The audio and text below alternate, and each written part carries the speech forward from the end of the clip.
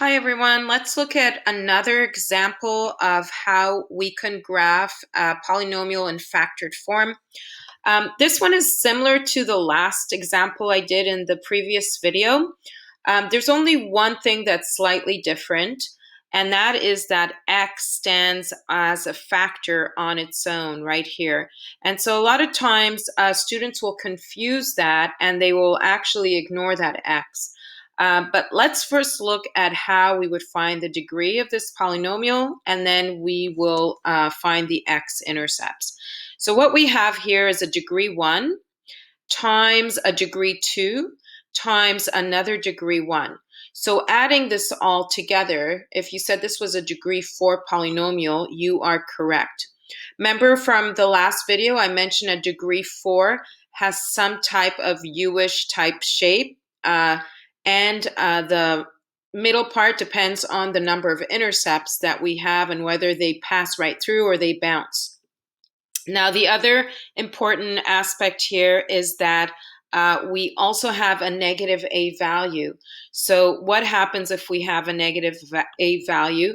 That means our graph is actually going to be flipped, or the direction will change, so it will be facing downwards. So again, this example is similar to the previous one where the graph is opening down. So when we sketch our graph, we're going to keep this image that I have boxed off here on the right.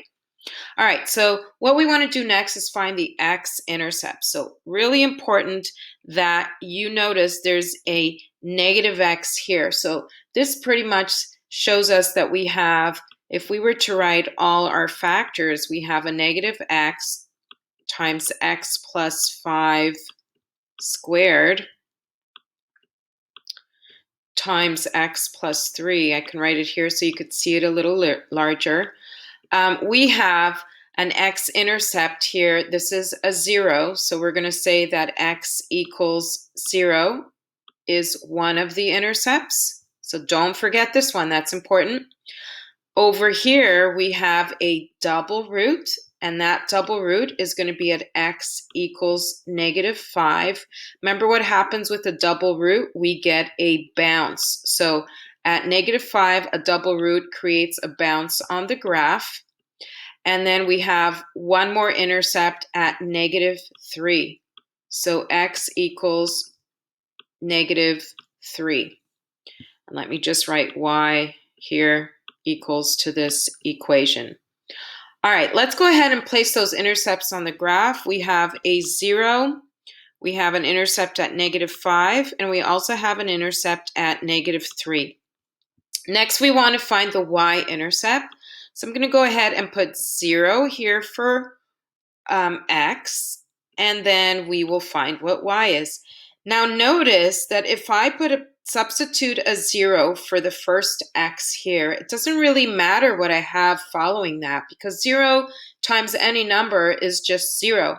So if you were to plug in 0 for all these x's, you would just end up with 0. So our y-intercept happens to be at 0, 0. Well, that's not a surprise, because if we have an x-intercept at 0, the only way that could happen is also if our y-intercept is at 0. So let's go ahead and look at how we will draw this graph. Now remember, this is a sketch, so we're going to do a sketch of this graph. It's not going to be an accurate representation, it's just going to be a sketch.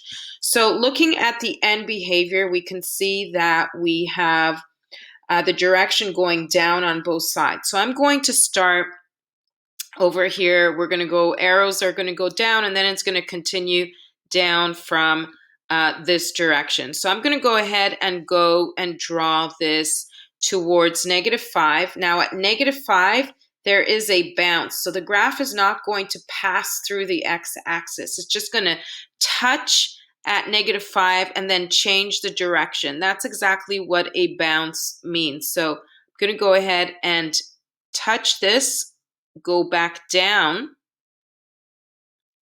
and then I'm going to go back up through negative 3, and then go up and come back down through 0.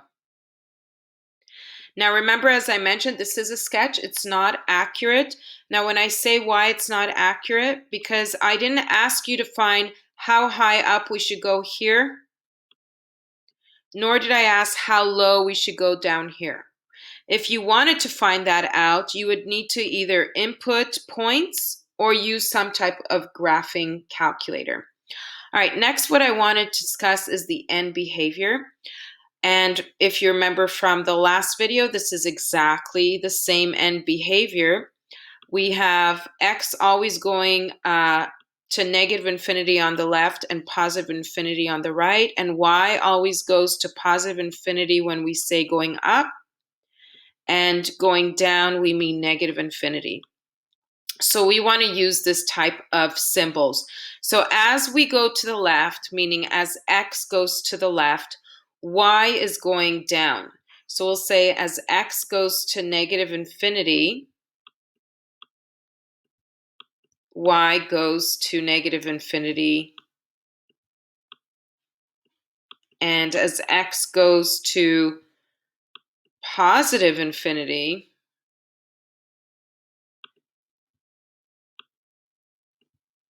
in other words, to the right, what is happening to y? Y is going down on this end. Why did I draw an 8?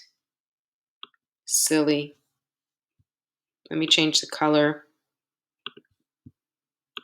So as x is going to the right, in other words, positive infinity, y is going to go down to negative infinity. So all this means if you enter really large values for x into this equation, in other words, let's say positive 100, you're going to get a negative value for y. And if you keep plugging in large numbers for x, y is always going to be going downwards to the negative direction. If you enter negative numbers for x going to the left, such as negative 100, when you plug it into the equation, y is always going to give you a result of a negative number. In other words, it's going to continue going in this direction. And this is pretty much how you would sketch this graph and describe the characteristics.